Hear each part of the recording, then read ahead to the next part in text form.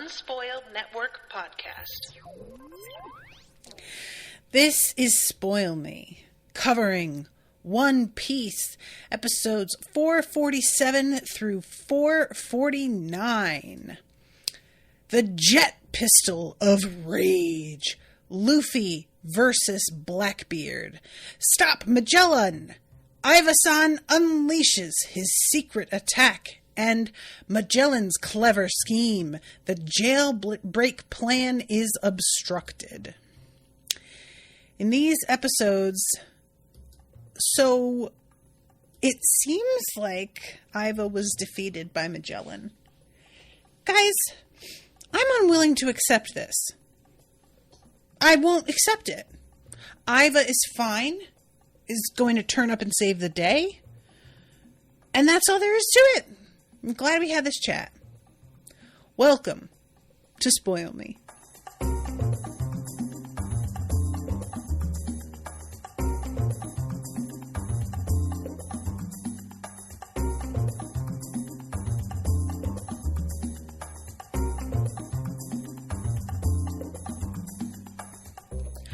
Welcome to the show, everyone. I am Natasha. Thank you very much to Florian for commissioning this episode. Florian, if you're out there, bud, I miss you. I know that there has been a kind of drop in attendance because a lot of people are doing a lot of things. And Florian, I believe, is in school. But I just wanted to let him know that I really miss him. And y'all, these episodes remain, I keep thinking this arc has been so much fun, it has to drop off at some point, right? I keep thinking it can't sustain this. There's going to be a point we reach where we're just kind of like, all right, we had a good run and now it's beginning to sort of peter off. It hasn't happened yet. And I'm super, super curious what we're getting next, session, because I believe the next episode is a wannabe episode, which doesn't always, but often does, signify that something pretty significant happens. If not necessarily significant in terms of plot, is at least a particularly fun one that a lot of people enjoy, you know? So I'm really, really curious what we're getting, because if we haven't had a drop off and then I've got a wannabe coming up, I feel like it's going to be a good time. And maybe I'm getting my hopes up for nothing. Perhaps I will be wrong, but as of right now, I don't know. I'm feeling pretty good about things. Oh my God. I'm sorry, y'all. That was Pippin. He can be so quiet and good. You don't even know he's there. And then he'll do things like that. And I'm just like, sir, get a hold of yourself. So let's begin at the beginning here. 447 Jet Pistol of Anger. You guys, this entire premise here of this, I am really unsure how this thing works. So I'm going to take a step back and ask the question once we get there. But for the moment, I'm just going to jump into what's actually happening when we begin this episode, because we're still on where are we? Level 3 or 4? Level 4, right. Luffy is on level 4 with Hannibal, Mr. 2, Mr. 1, Crocodile, Iva. Oh, and then the orange and white guy whose name I can't remember, and Benjay? What's the name of the fishman guy? I feel like it started with a B, right? Seraphim says Iva is too fabulous to die. Inazuma is the orange and white guy. Jimbei, thank you. I just got to remember Jimbo, which is what I call my stepdad, whose name is Jim.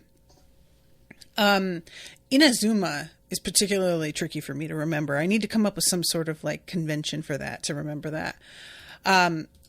But yeah, so we're here. He goes up against Hannibal. This is a little bit of a recap that we get at the beginning of this. I've been appreciating these recaps a lot. You guys know that there are times where I feel like we really did not need this, but there has been such a plethora of villains, so many features of each of the floors. Everything is just so complex, and there are so many moving parts that actually these reminders are pretty helpful. But yeah, he gets interrupted in the midst of his fight by Teach, who comes in with his guys. And we ended the last episode in the fight between Luffy and Teach, just barely starting off, where Blackbeard is explaining to him the way that, like, Luffy, is supposedly a little bit responsible for everything that happened to Ace, even though it's not really. He says, but he, you know, if it weren't for your brother, you'd be dead and he'd be walking free. So Luffy does his, gear 2? Is it? When he gets steamy? It is, right? And the jet pistol, he gets steamy. You know, he turns into that water bottle. And the gear 3 is the one where he's able to punch really hard. The jet pistol is also a hard punch, so I know that that's not really super helpful. But you guys know what I'm talking about? But anyway, so Luffy, like, lays him out for a second. And it really is looking like he got the better of Teach, but we know Teach's power is pretty terrifying, actually. And we find out here there's another aspect of this, and I can't remember if we already knew this, or if this is just a return of something we had seen before that I chose to forget because I find it so deeply upsetting.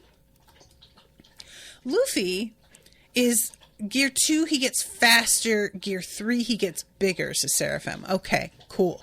So jet pistol is just jet because it's so fast. If you can hear that, that's my dog drinking. I'm sorry he's being so disruptive this evening. But this, he you know, does this thing where he sort of, like, jumps in the air to get ready to lay a real punch. And instead of getting to do his attack like he had planned, Teach raises his hand and does an attack that he calls, like, Black Vortex, something like that. And Luffy is frozen in the air and then grabbed and smashed into the ground, and all of this blood spurts everywhere. Now, off to the side, Crocodile says, "Blood? I thought he was made of rubber." Which, I get what they're going for with that piece of dialogue, because they want us to be like, oh no, something's happened. But Luffy bleeds all the time.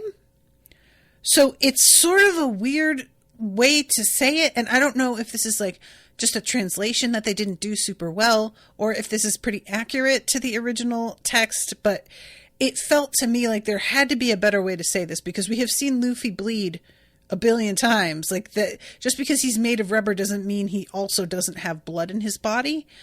And I don't know if it's supposed to be like, oh, well, he got smashed, but if he were made of rubber, this in particular would not have made him bleed. But that's not even necessarily been true either. So anyway, all that winds up with us finding out that there's actually a special feature of Teach's power, which allows him to take somebody's devil fruit power. And he says, you don't even realize what the hell I just did, do ya? This dumb expression on your face is the same one that your brother had. And we get a flashback of him punching Ace, and he, you know, he's saying, my power doesn't just allow me to pull people into this darkness, but when I grab you, I can absorb your power, your devil fruit power. Now, I'm really confused by this. He says it absorbs your devil fruit power.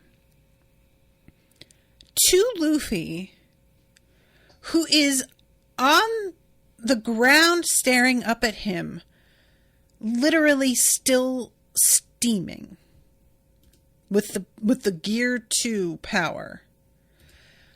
You guys, I thought the Gear 2 power was related to his devil fruit power. Is that not it? I thought the only reason that he was able to pull it off was because he turned to rubber, and so he could do something like Gear 2. But if he's had his devil fruit power taken, how is he still steaming and red like this? This is a totally separate thing? Like, I don't understand how he can still be capable of this. And, you know, Teach says something like, well, this is also how I got your brother. Seraphim says, absorb is a really odd way of phrasing it. It's more like he can negate a person's devil fruit power so long as he's touching them. Oh. Okay, so he only while he's touching them. Okay. I really misunderstood. So Luffy is still steaming because he's not being touched at the moment. But when he tries to attack using that power, it's just nullified, basically. Okay, I got it. That makes a lot more sense, because I was just so like, you know, clearly it has an effect on Luffy, but it just immediately he goes back to himself. And I was sort of baffled by this. Anyway, Luffy's response is, do you think that matters? And he goes forward again to attack him. And Jinbei gets in his way and grabs him. And for a second, I was like, what are you doing? And Jinbei just says, that's enough. You have to focus. What is your objective? Is fighting him going to help you accomplish it? And I have to be honest, kids, I completely forgot. Teach doesn't really have anything to do with any of this. Like, I don't even fully recall why he's here. Is he here to get his own guys out of jail? Like, what's he doing here? Do we know? Because when Jinbei is like, does this help? I thought, of course it does. He has to get past him. And then I was like, does he? Doesn't he? Like, I guess he doesn't. I guess this doesn't have anything to do with anything. And Jinbei says, as long as I've known him, Teach has always been a mystery. Even when he was a nobody on Whitebeard's crew, I don't know where the Cretan got his powers from, but not even your invincible brother was strong enough to overcome that terrifying darkness. I don't know where he got his powers from. I thought it was a devil fruit power. Was it not? There's a lot here that made me kind of go like, oh, wait, hold on. So yeah, Jinbei is like, you're possibly going to get yourself killed. You're not helping your brother. Like, you have got to move on and let this go right here. Like, all he did was basically taunt Luffy and try and get a rise out of him, and it fucking worked. And Blackbeard says that Luffy has more hockey than he did last time, which is fun. I'm looking forward to seeing that develop a little bit more. So this is when Crocodile chimes in and is like, really? You're the guy who replaced me. Why are you here? It's clear how much you coveted the title of warlord, so why would you risk losing it to come to this dump? Oh, right, I forgot about that. He actually asks him. Blackbeard says, it's part of my scheme. I suppose, if you're interested, I could lay it all out for you. And Crocodile just says, I couldn't care less. It's fine. I kind of enjoy that. Him taking, like, because it feels to me like Blackbeard really wants an audience. Like, he's like, ooh, I'm going to get a chance to monologue here.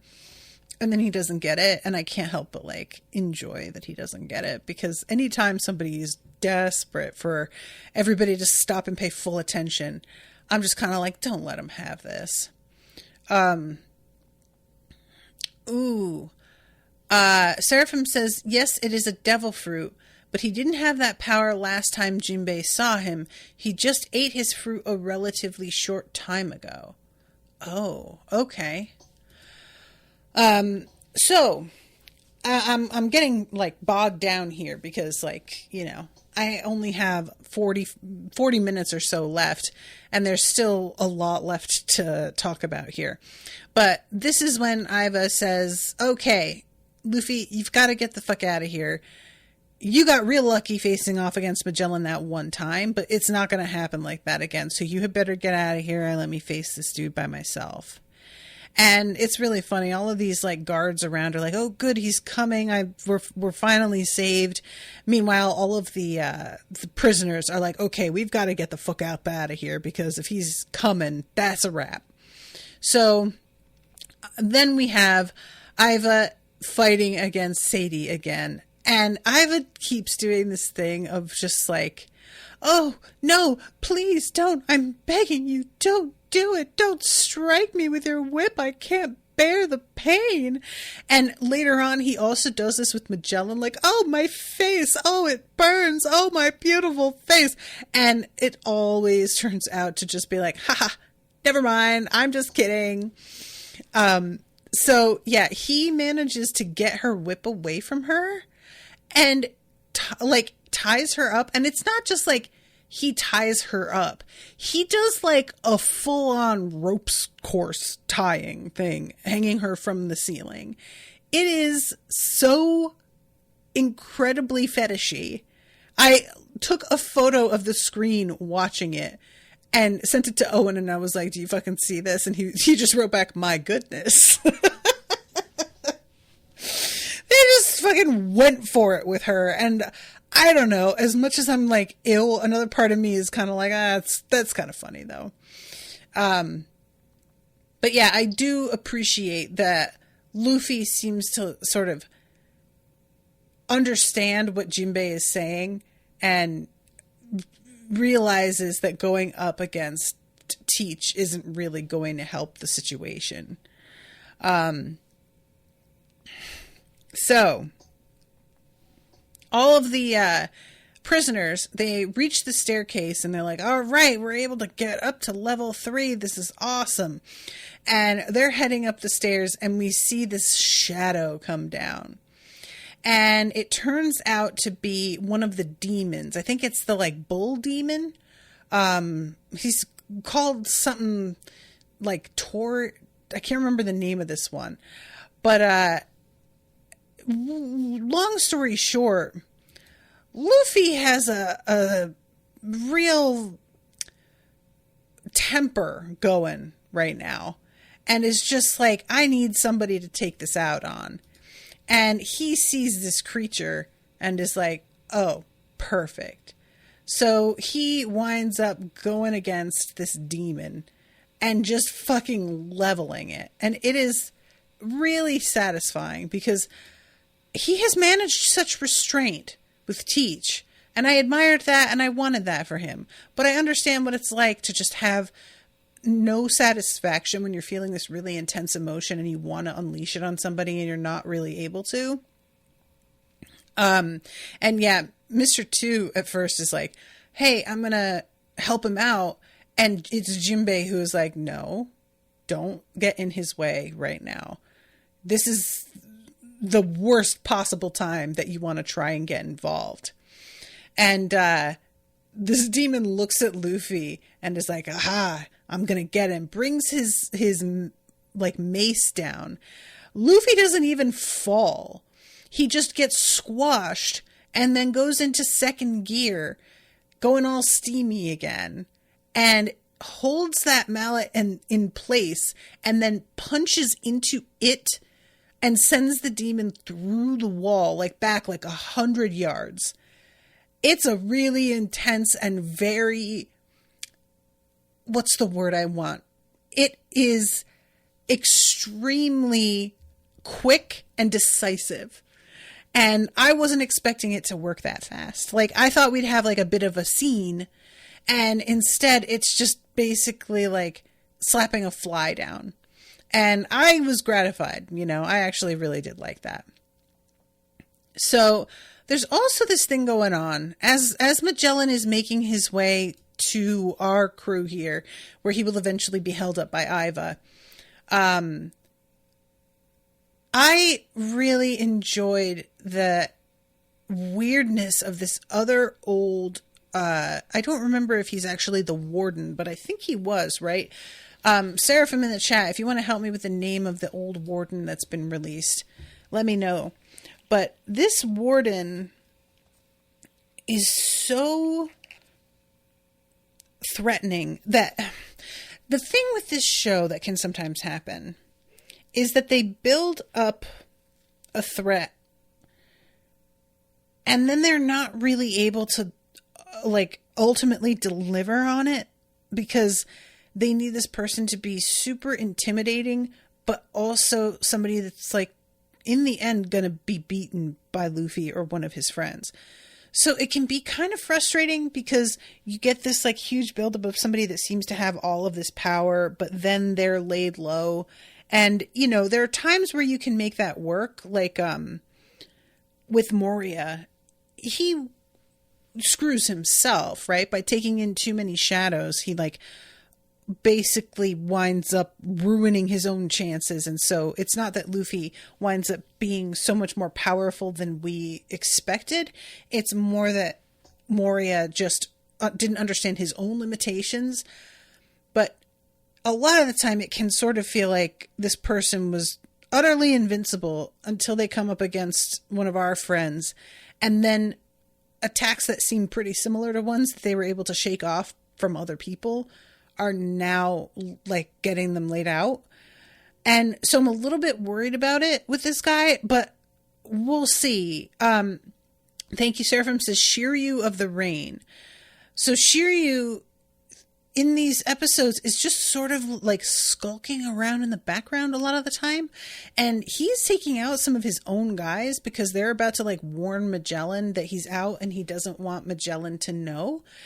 And I do find this dude actually really frightening. And it's a combo of the fact that he was so sadistic, you know, and how much he enjoyed that, which I just always am so creeped out by people who just like handing out pain. I just find that upsetting. But I think also it's just like if somebody is so bad that other like fellow demons are saying, all right, that's a little bit too much. I really don't. I like, that's just too bad. So the fact that he's out here and he's managing to keep it a secret, what I am hoping for is that in the end, Magellan will be distracted by having to fight Shiryu, and that will provide an opening for Luffy to not have to deal with Magellan again. Although by the end of this trio of episodes, he is dealing with Magellan again because he has the whole thing with the wax armor. So I guess that wouldn't really work. But Shiryu just like, he just pops in for a scene, you know, and then is gone again. But anyway, so yeah, Luffy like finally just walks past Teach. And as he is, Teach says, remember Sky Island. And we have a flashback because like the first time I think ever that we saw Teach was on that island where it was, I can't remember the name of the hyena laughing guy. Bellamy, that's his name. He was sitting outside. Teach was like in the street eating, so that when our friends who are inside this tavern getting laughed at by Bellamy, when they leave, he is the one that's sort of like out there telling Luffy, like, I know the whole thing with Bellamy is that he believes the era of believing in the One Piece and in Sky Island is over, and that anybody who keeps believing is a fool. But it's never going to be over. The whole point of pirates is that we're always going to be searching for the One Piece. We're always going to be searching for adventure. That's never going to be over. And so anyway, that's the flashback. The dream of pirates will never end.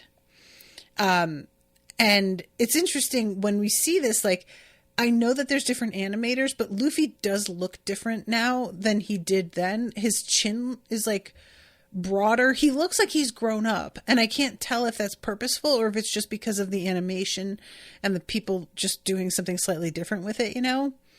But anyway, Teach walks away and says, I can't wait for you to see what's in store. Trust me, you're going to be impressed. And in a few hours, we're going to put on a show so explosive it'll shake the whole damn world. And I'm just like, really? Are you just going to blow this entire prison up? Like, I wouldn't be mad at that. Go ahead. Why not? I know that there are some actual monsters being kept here, but mostly the people who are the monsters are the ones running the place. So it's really hard for me to get any sort of passion up behind that. We got to abolish the prison system because the system is not to be trusted. So anyway, I've sort of done things out of order here because like this is when Luffy punches that other demon. Magellan comes across Sadie and it's just like, guys, help her down. I don't have time to deal with this. And he eventually comes across Hannibal and is like, well, I mean, I guess you held out for a pretty decent while. I'll be taking over from here. But he does say, like, this is the only person who can inherit my position. And I was expecting for him to see Hannibal and just be like, this guy isn't going to be capable of doing the job. So I was surprised that he's just like, no, you'll be okay. Well, you'll manage, you know? So let's jump into the next episode because this is the one where he goes up against Iva. And Iva's, I mean, what Magellan is accusing Iva of is just trying to buy his friend some time, which I think is exactly correct. But Iva keeps sort of mocking Magellan and being like, I can't believe how sure you are that you're going to beat me. Like, just buying time. Like, that's a really condescending way to put it, you know? Which, I get what Iva's saying, but also it feels like that's precisely what's going on. And the whole thing is that if Iva is able to keep Magellan here fighting, then Inazuma is going to go on ahead and use his power to cut the staircase away so that Magellan can't follow. And it's a really I really liked the scene because Inazuma is obviously not wanting to do this because it will keep Iva from being able to join up with them either. What it seems like is Iva sacrificing himself for the rest of his people. But then Hannibal does manage to meet up with them a little bit later, despite that staircase being gone. And I don't know how he does that. I don't know if this is like, I keep thinking like, is everybody is Mr. 2, you know, because he can imitate, but I think Mr. 2 is present. So I don't think that actually works. But anyway, the second of these 3 episodes, Magellan just manages to stroll right fucking past Teach by using all of his poison on him. Teach gets covered and like his guys are just out. Down for the count, it seems like. There was very little effort involved. And I was sort of surprised, like it seemed as if Teach didn't expect this kind of attack. And I was baffled by that because I was like, isn't it fairly well known that this is what this guy can do? Wouldn't Teach have been aware what he was walking into? I don't know. But yeah, so this is when we have, you know, all of our guys are running up the stairs. They're getting to the next level. And Magellan is like shooting after them on using that crazy like poison slide that he uses. It's really unfair. Like his power is already so intense. The fact that he can use it for travel as well. I just keep thinking, guys, it's just not fair. And some of the dudes that he's chasing, he does manage to get them, you know, like Luffy's looking over his shoulder, watching whole crowds of prisoners just get completely consumed by these awful poison puddles. I do love, at one point, Iva calls him Drippy Boy, I think is what he calls Magellan. And I found that really, really funny. But anyway, yeah, so this is the moment where Iva is like, all right, here we go.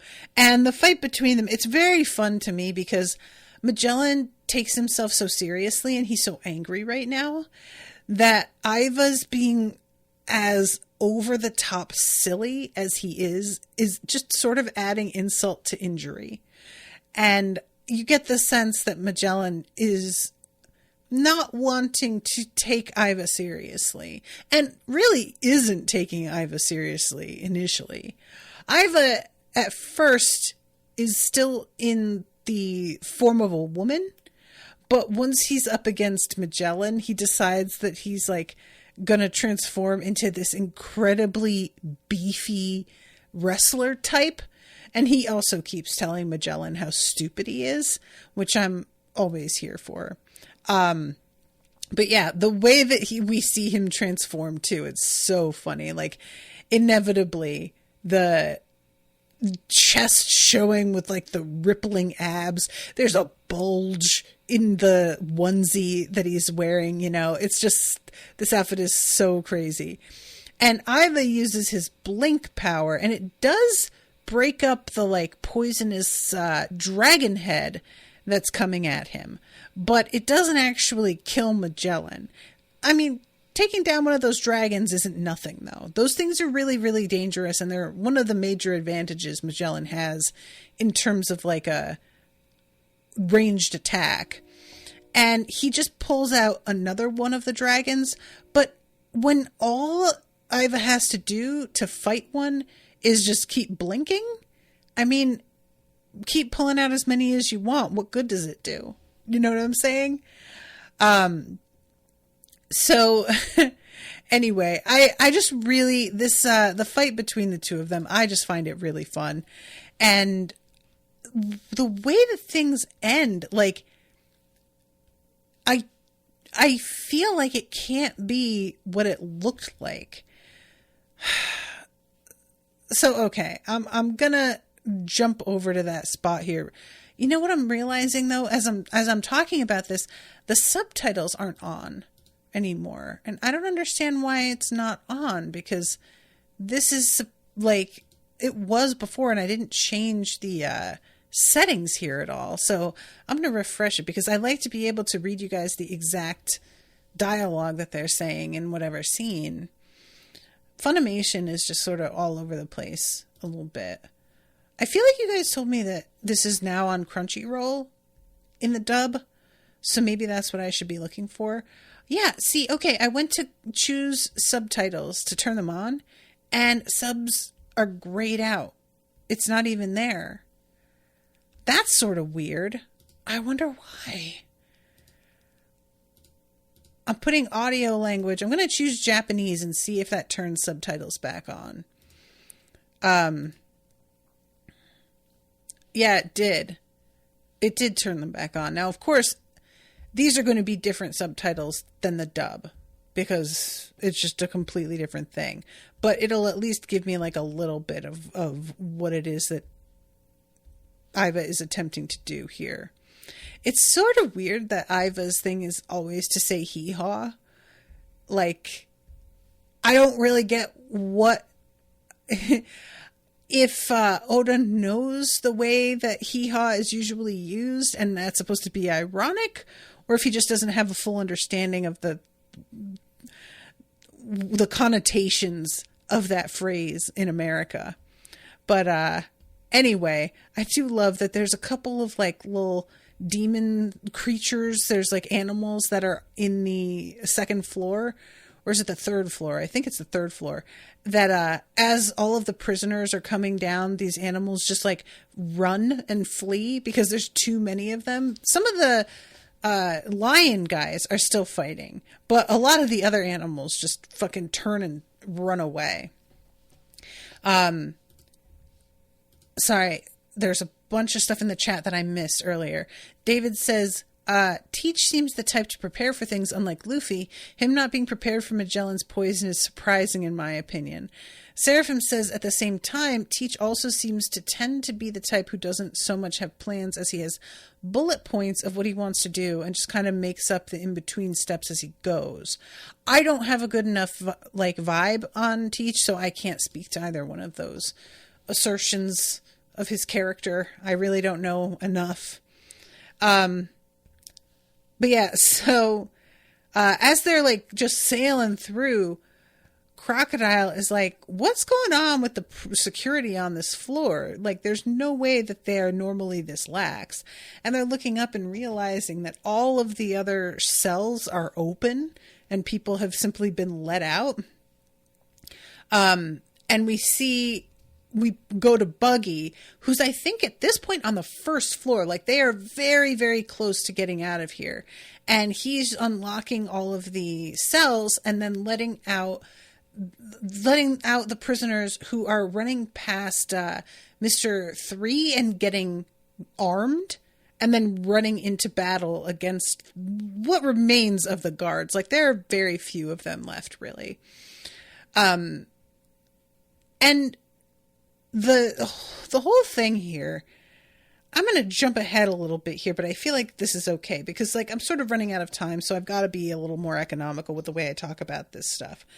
But the whole thing here is that these prisoners are going to be getting out. We're going to go outside and we're going to fight the Navy. There are so many of us that even if there's thousands of them, we'll be able to overwhelm them and it'll be fine.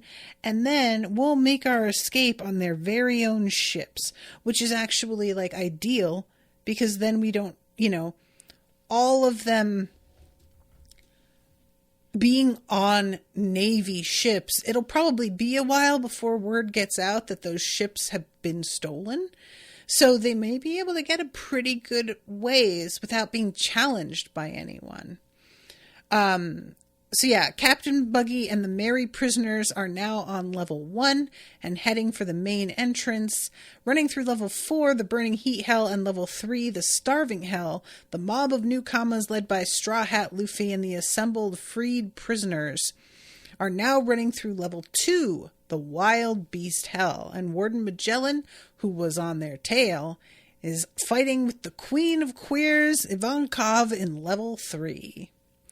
Right. Thank you for the recap. Appreciate it. So the guys who are on that first floor and they're about to like bust out of here, when we get to the next episode, it is there are no naval ships around, and nobody understands why.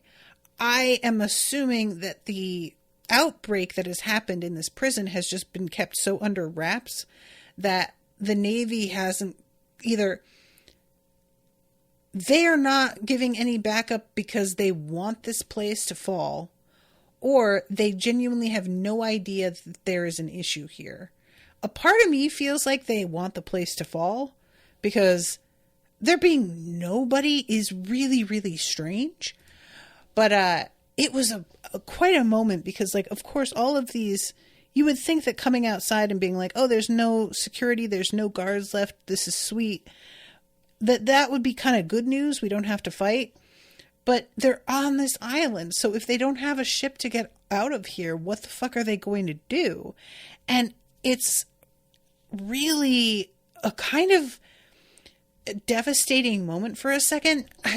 So I'm going to do some spoilers here for, oh my God, Andor.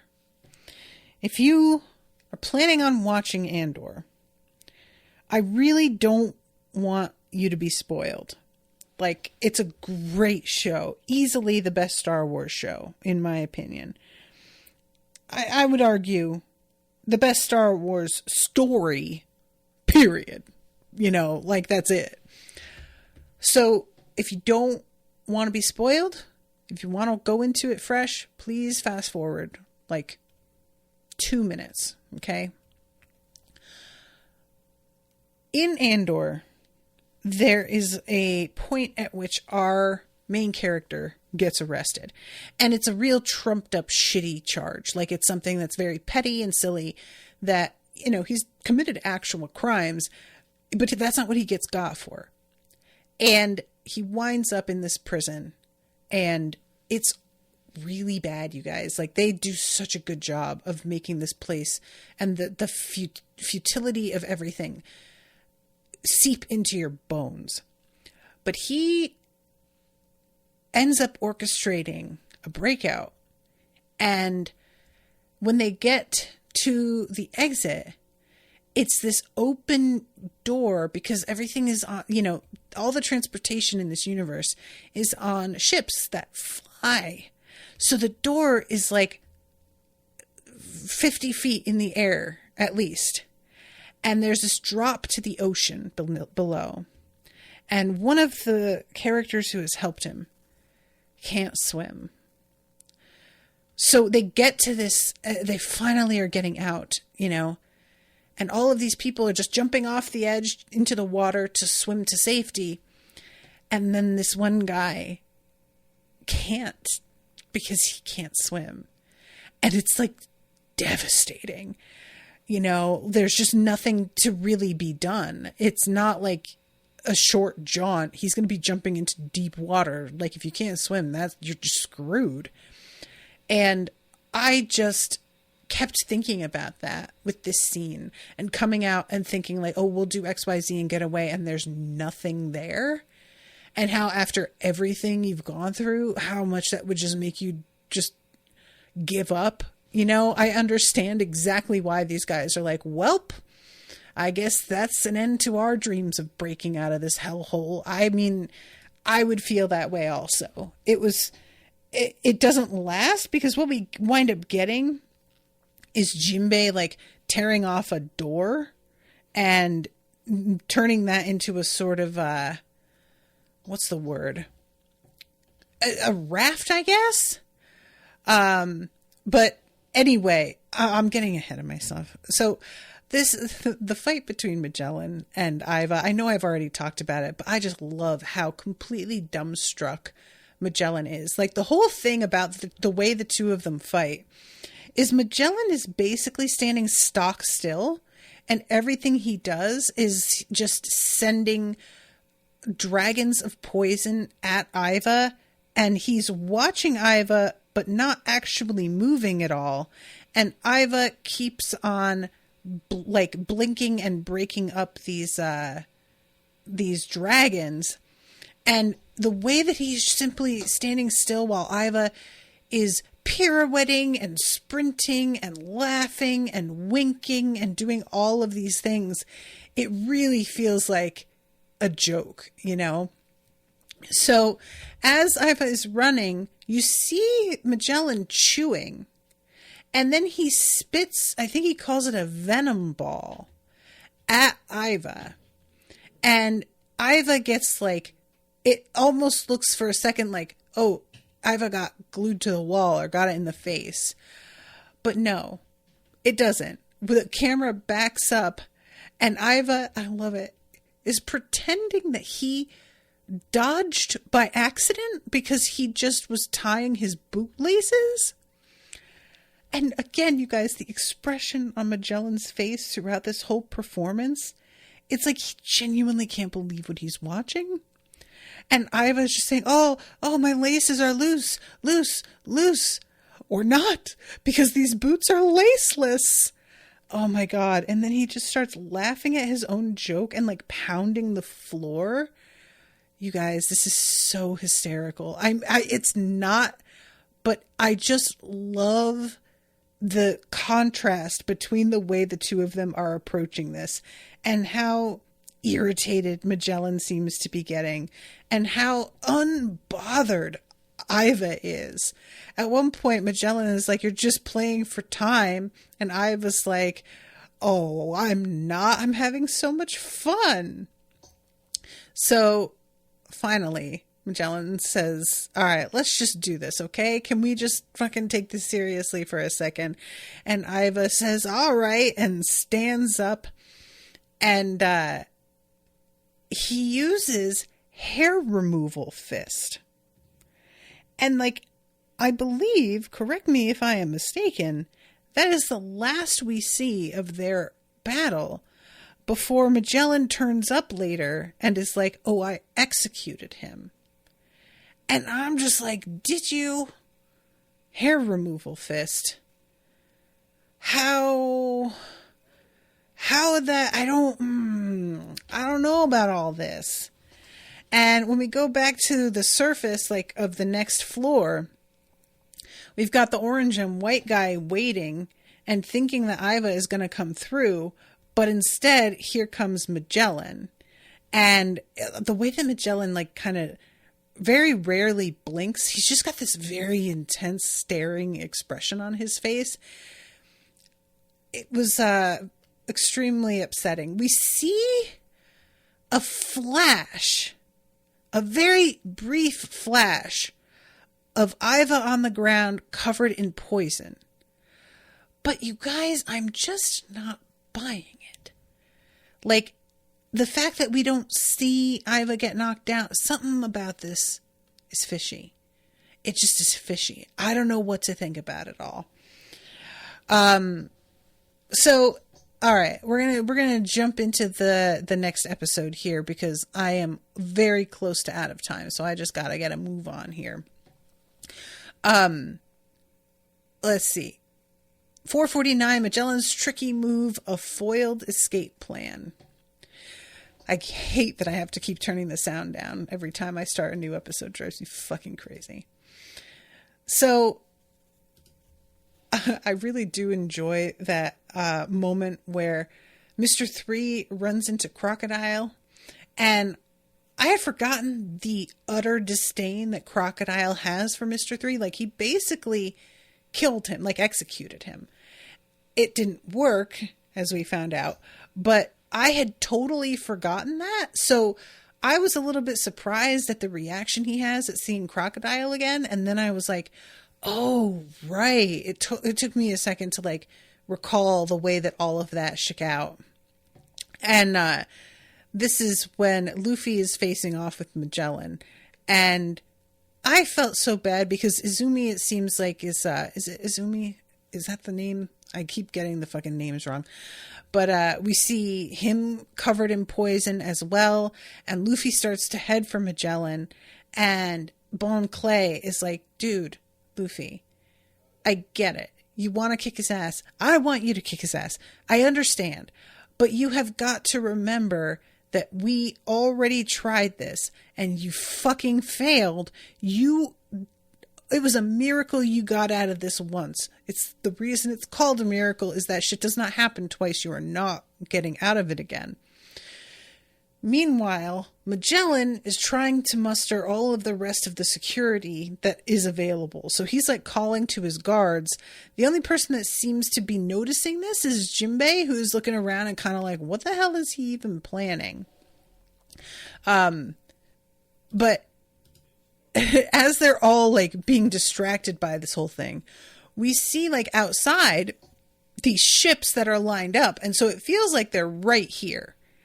We're going to proceed with the plan. Everybody get ready, get to your positions. This guy's yelling to all of the Marines outside. And these ships are poised and ready to leave.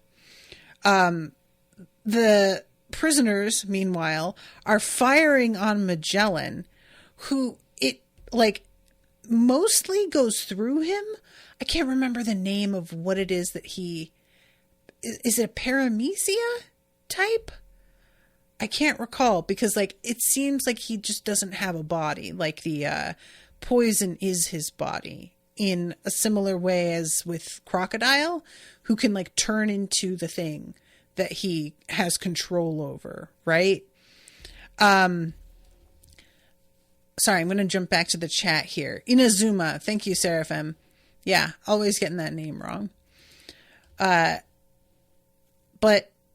it seems like the shooting has a little bit of an effect. It's not that he's like totally unharmed, but it doesn't do what it would have done to any regular person, obviously. And he starts to go after Luffy with the dragon, the Hydra. And then all of a sudden, there's this huge wall that Mr. 3 has put up of wax. And Luffy is so grateful. And Mr. 3 says, "Your naivety sickens me. Don't think me letting my guard down means that I want to be your friend, stupid." And I'm like, I think you do, though. I think you do. He says, "I just don't want to owe you any more favors." Because you want to be friends? I don't know. I'm just saying. That's just my take. So, he says, "I ate the wax fruit and became the wax man" to Magellan. "This wall is as tough as iron. It won't let your venom through." Well, maybe it won't, but that wall, there's like an easy way around it. Fucking Crocodile just says, "Look at this useless piece of trash finally did something right." Ouch. Crocodile, you're so mean. So at this point, the Hydra has what? 4 heads? And Mr. 3 is having to block them all. And he keeps being like, "Guys, you got to get a move on because I can't keep doing this."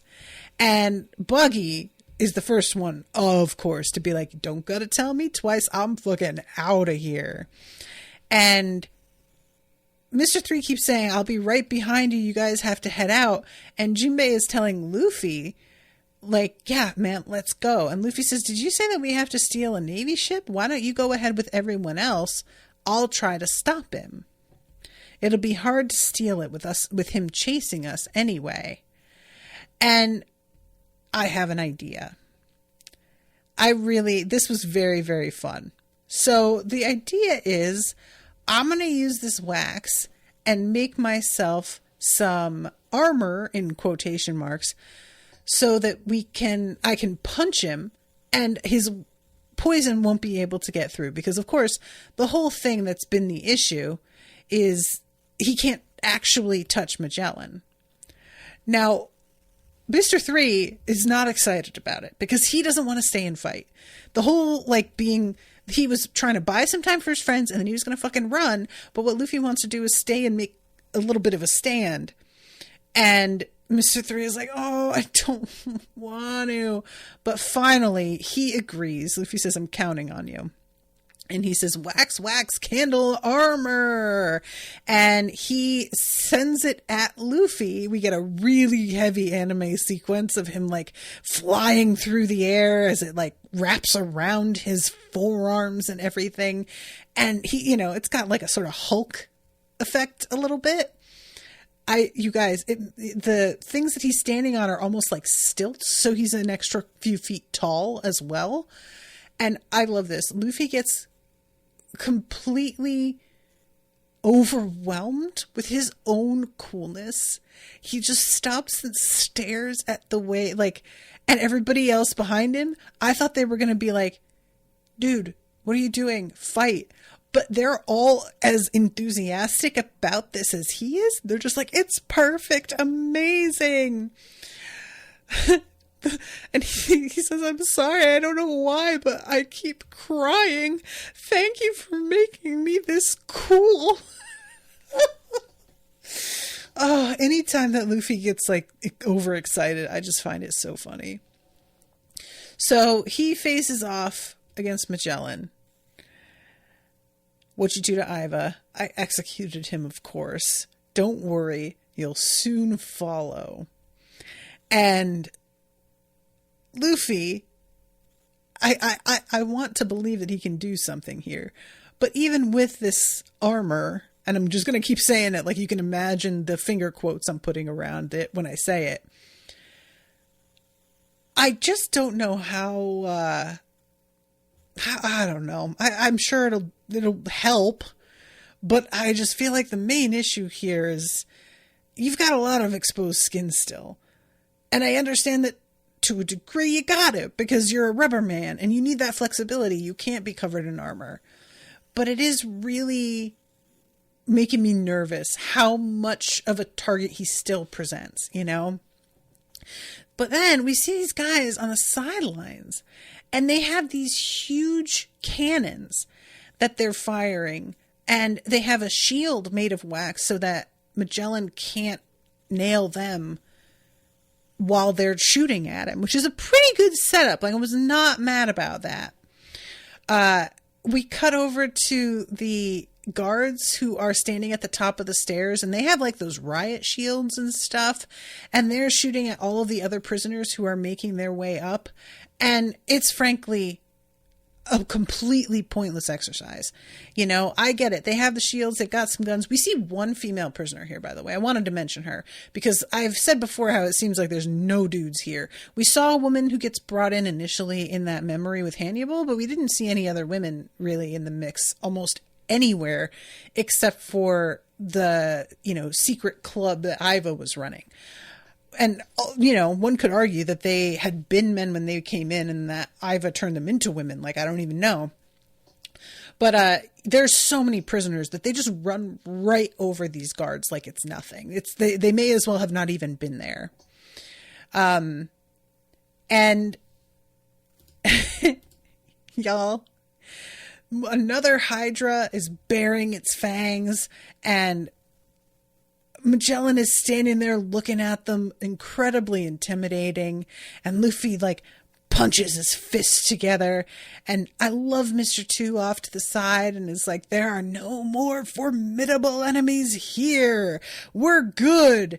And Mr. 1 is like, dude, there's a bunch of Navy ships outside. You're letting your guard down, acting like we've got nothing to worry about anymore. You're acting like an amateur. You can't chill right now. And I really appreciate Mr. 2 immediately. Instead of getting defensive, he's just like, okay, yeah, you've got a point. But yeah, so we have the moment where they all get outside and there are no ships and everybody's standing there like, what the fuck? And then Jinbei tears the door off and he says, I can carry some of you out there to get to one of those ships. I don't know who of you is determined enough to do it, but let's go. And I can't remember how many of them are wind up on the door. I think there's like only Crocodile, Buggy, and who else is on there? I'm trying to see, because like I feel like there's a lot fewer than I expected. I thought more would go with them. Yeah, it's just Buggy, Crocodile, and Mr. 1. They're the only ones. So Jinbei takes off with his, his fishman powers, and they're going at a pretty good clip. And Buggy, for his part, he's going, obviously intending to like abandon the men that he has left behind. They all think, oh, he's our savior. He's going to get a ship and he's going to come back for us. No way in hell. Like, he just would fucking never. And he's really feeling himself because he made the decision to go with a warlord and is like, I can't believe these idiots just decided to stay at the prison. That's a really bad choice. But when he turns around, there are all of these cannons firing at them. And the cannons understand that Jinbei is underneath the door. And that if they just take care of Jinbei, they will be able to stop them from escaping at all. Like, just fire at the water and get him and we're done. And Jinbei says, I'm going to launch you onto the deck. Hold tight. And Buggy says, wait, what? What did you just say? And I'm like, well, that was the plan. Isn't that exactly what he said he was going to do? Like, why are you surprised by this? And he takes a moment and is like, oh yeah, I have to back up so that I can launch you. But when he backs away, Buggy takes this as, oh, he's just abandoned us because he's a traitor. And I was like, Buggy, this is what happens when you are somebody who can't be trusted. Every time anybody does something that you don't understand, you assign to them the same bullshit motivations that you have when you do anything. And that's what causes you to become so suspicious and paranoid. It's just because you think everybody is as big an asshole as you are. He is down there getting ready to launch y'all with his crazy fucking power, which is really dope, by the way. Jinbei has a really cool design, and his power is really cool. I just enjoy him a lot. Like, when he first showed up, I was sort of going, what's the deal with this guy? And now I'm sort of understanding. But yeah, so they go soaring through the air on this, like, this water. I don't know what to call it, because I know that these happen in real life. I guess it's a water spout. When it gets, like, pulled up into the air like this, it's sort of like a cyclone that happens on the ocean, and it pulls water up into the air, you know? And everybody, all the Marines are standing around like, wait, what is that's happening? Because they don't really, I think, know fully what Jinbei's power is, so they don't recognize it when it's happening. But yeah, our guys just go flying through the air onto one of the ships. And for a second, I was sort of like, oh, this will be no problem. And then once they're on it, I was like, this is a huge ship, actually. Like, I was thinking once we're on the ship, we're halfway there, but not really. And Crocodile and Mr. One look at one another and have a moment as they're about to fight. Like, all right, let's go, buddy. I didn't see Buggy participating in this fight at all. Like, the two of them launch themselves into the air, and they're kind of like, let's go. Buggy, not so. We go over to Luffy, who is still fighting against Magellan, and he's using bazooka and whatnot. Their fists are meeting, but neither of them is having any effect on the other. And Magellan basically, it ends the episode with him saying, like, if you've forgotten the lesson I already taught you, I will make sure you don't forget it this time. And that's the end of the episode. So yeah, I'm looking forward to the next one. That's going to be the wannabe episode. I believe it's Florian joining me for that one, so I'm excited. But I'm really enjoying this arc so much, and I'm looking forward to seeing Luffy's friends again, of course, but also I appreciated the break. I'm wondering how much of them we're going to get individually before we, like, regroup. I don't know how that'll work because they're so far away. And I don't know if it's going to be like they all sort of turn up somewhere and it'll be that as this was all happening, they were traveling, you know? No idea. So we shall see. All right, everybody. I will see you on Tuesday. Until then, toodaloo, motherfuckers.